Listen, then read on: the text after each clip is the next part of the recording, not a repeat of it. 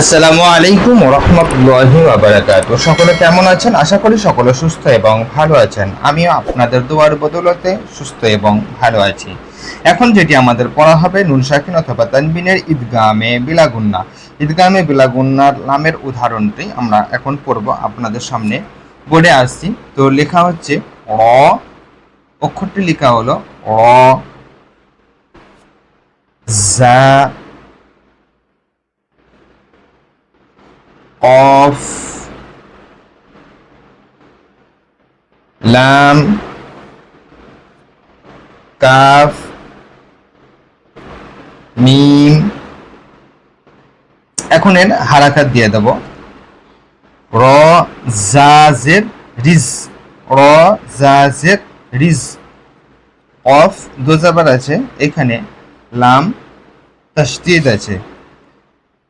কফ লাম দো জবর কল, রিজ কল, রিজ কল, লাম জবর লা, রিজ কল লা। কাফ মিম পেশ কুম, রিজ কল লাকুম, রিজ কল লাকুম, রিজ কল লাকুম।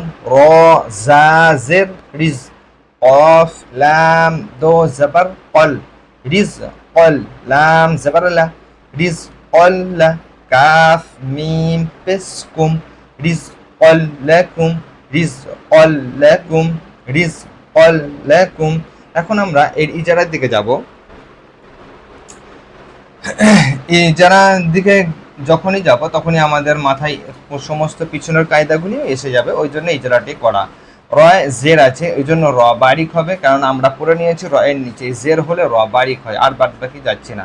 র জায়ে শাকিন আছে, শাকিন হলো অক্ষরকে পূর্বের অক্ষরের সঙ্গে মিলিয়ে পড়তে হয়।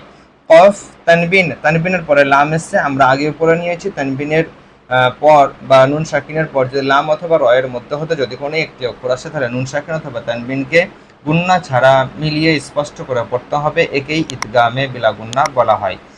আচ্ছা, লাম এসছে বলে এই কফটি ঈদগামে বিলা গুন্না হবে। তানবিন আছে, ওই জন্য আলিফ লেখা আছে, আমরা পড়ে নিয়েছি দু জাবার আলিফ লেখা হয় কিন্তু পড়া হয় না। লাম মুসাদ্দাদ মুতাহারিক, লাম মুসাদ্দাদ এবং মুতাহারিক, আরও অনেক আছে, আগে বলে দেওয়া হয়েছে।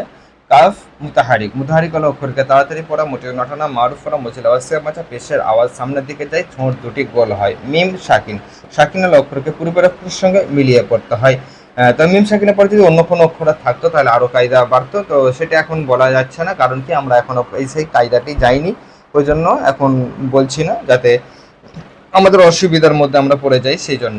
তো আমরা মানে এই জায়গাটা এই পর্যন্তই। আগামীতে ইনশাআল্লাহ তাআলা আরও নতুন কিছু নিয়ে আপনাদের সামনে উপস্থিত হব। ততক্ষণ সকলে সুস্থ থাকবেন, ভালো থাকবেন এবং দোয়া করবেন।